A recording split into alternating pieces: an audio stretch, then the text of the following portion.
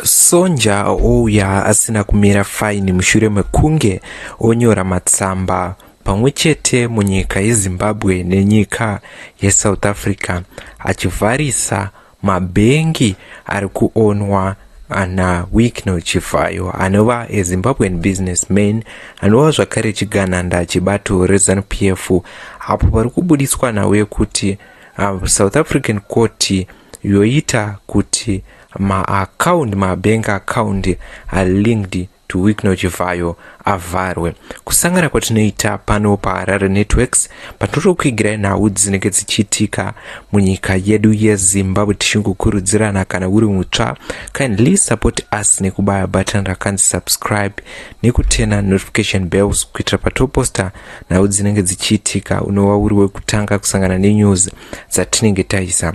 Zuva ranhasi tauya takabata nhau yeex-wife wava Wicknell Chivayo anova Sonja anozivikanwa munyika yeZimbabwe anova akauya achiti kuna Wicknell Chivayo ari kuda divorce kuti vagare pasi vashiye property yavakashanda vari pamwe chete. Sonja haana kumirira makoti emunyika yeZimbabwe sezvo anoziva kuti munyika yeZimbabwe Wicknell Chivayo ari pedyo nehurumende iri kutonga.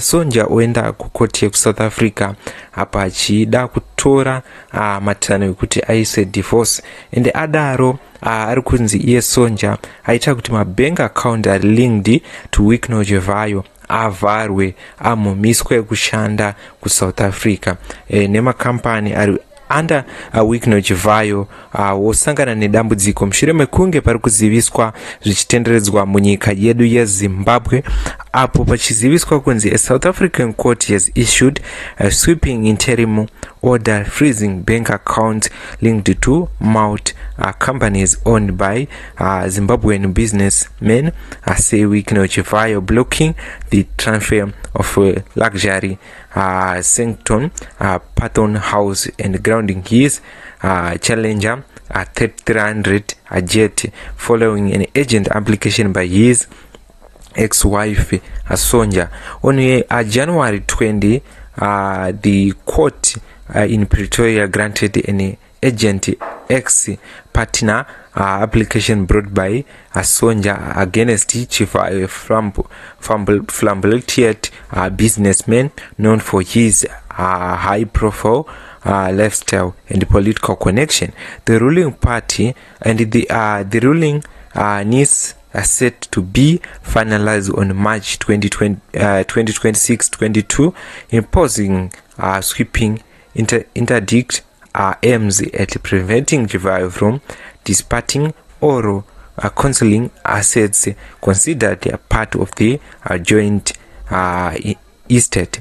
So mara Zimbabwe ndona wiri kutaurika pamakambani ava Wicknell Chivayo ari kuSouth Africa ari kunzi mabank account yavo ese omomira kuti abudiswe mari, omomira kushanda. Zvinova zvinhu zviri kurakidza kuti chigananda chinogona kuomerwa panguva yakadai. Anova ari matsamba tikurakidzai anyoreswa neex-wife yake.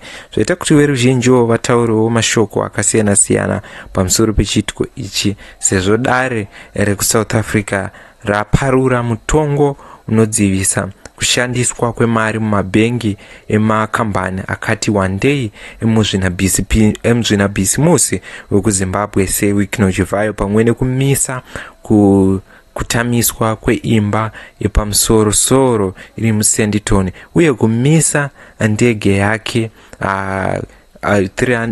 Challenger 300 zvichitevera kukumbira chakakurumidza chakaiswa nemudzimai waakarambana naye Sonja. So now iri kuziviswa vanhu veruzhinji kuti Chivayo can also freeze those company in SA for years to come and can buy another plane, still proceed with his life.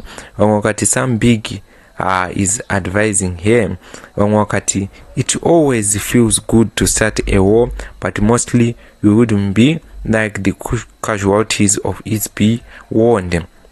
vanhu vari kutaurawo zvakasiyana-siyana vachiti zviri kuitwa naSonja izvi ari kuratidza kuti pane akamuadvisa, pane akamuudzira kuti aite zvinhu izvi, nekuda kwekuti toziva kuti pamwe mari yaWicknell Chivayo aichengetera kuSouth Africa, ndege dzaaiti ndedzake dzaaibuda nadzo ndo dziri kunzi dzimwe dzaakumiswa kushandiswa muSouth Africa, kuratidza kuti zvinogona kuomera Wicknell Chivayo. Ndidzo news dzatanga tikabata pano pachannel yenyu Harare Networks.